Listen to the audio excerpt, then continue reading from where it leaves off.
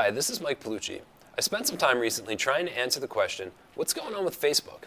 The social media giant has found itself at the center of a number of controversies over the past few months surrounding the failure to protect users' data and the failure to prevent the spread of fake news on its platform.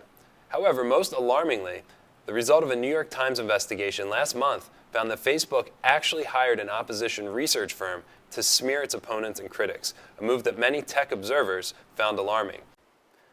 According to the Times, those efforts included depicting the billionaire liberal donor George Soros as the force behind a broad anti-Facebook movement, and publishing stories praising Facebook and criticizing Google and Apple on a conservative news site. In a recent interview with CNN, Zuckerberg was asked specifically about the attacks on Soros, which many thought mirrored an anti-Semitic dog whistle that is common both in Europe and the United States. You know, the PR firm was founded by Republican political strategists, and it launched a campaign linking Facebook critics to George Soros. This is a common tactic used by anti-Semitic and alt-right groups. That's why I think people were so shocked when they found out about this. I think that was one of the parts of the report that a lot of folks had real questions about. Does that strike you as stooping low? Yeah, I wasn't particularly happy about that piece of it, and that's certainly a big part of when I read about this, what made me want to look into this more deeply. The intention here was never to attack an individual, but I mean there are these lobbying groups and folks who are out there whose primary purpose is to attack the company, and I do think it's fine to push back on them. Dan Whalen is our district's tech coach. He helps students and teachers integrate technology into the classroom. I asked him his thoughts on Facebook. I think Facebook started, like a lot of tech, very idealistically, and that we're going to bring the world together. And in terms of the big social media companies and the big tech companies, personally, they're the least trustworthy, I feel, at this point. It's constantly a reactive state for them. It's never seems to be proactive that they're going to, set the norms. They kind of have to react to what happened and then apologize. Zeynep Tufekci is a techno-sociologist and professor at the University of North Carolina who has been critical of the power wielded by tech giants like Facebook and Google. In this TED Talk from 2017, she explains what she sees as the heart of the issue.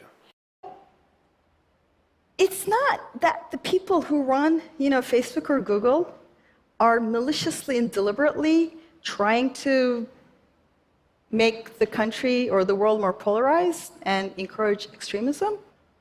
I read the many well-intentioned statements that these people put out, but it's not the intent or the statements people in technology make that matter. It's the structures and business models they're building. And that's the core of the problem. Either Facebook is a giant con of $500 billion, and ads don't work on the site, that it doesn't work as a persuasion architecture, or its power of influence is of great concern. The authors of a recent piece published by the Nieman Journalism Lab at Harvard argue that social media companies, including Facebook, need to do a series of things in order to clean up their acts. Among them, the article states, quote, social media companies could stop allowing their ad services to be used as freewheeling experimental laboratories for examining their users' psyches. Ultimately, we need a place that is not based on the advertising model and also is, to a certain extent, moderated and regulated to limit disinformation and abuse, because as much as those qualities kind of could exist prior to the internet, it just is so amplified that we cannot. It's the other thing about Facebook that upsets me, is that they fall back on not wanting to disrupt free speech. But when you're allowing this disinformation campaign to spread like wildfire and then reacting to it, that's irresponsible. One thing that seems clear in the eyes of its critics is that Facebook has a lot of power.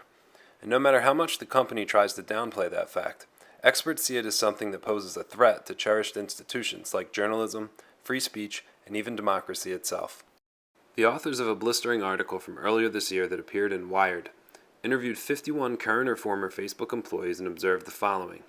Quote, "The stories varied, but most people told the same basic tale of a company and a CEO whose techno-optimism has been crushed as they've learned the myriad ways their platform can be used for ill." End quote. So what is happening with Facebook? Turns out a whole lot of volatility and a whole lot of uncertainty. It remains to be seen how Mark Zuckerberg will handle the challenges ahead and whether or not he will heed the warnings of his critics. One thing's for certain though, all eyes will be on him as he charts a new path for his company going forward. I'm Mike Palucci. Thanks for watching.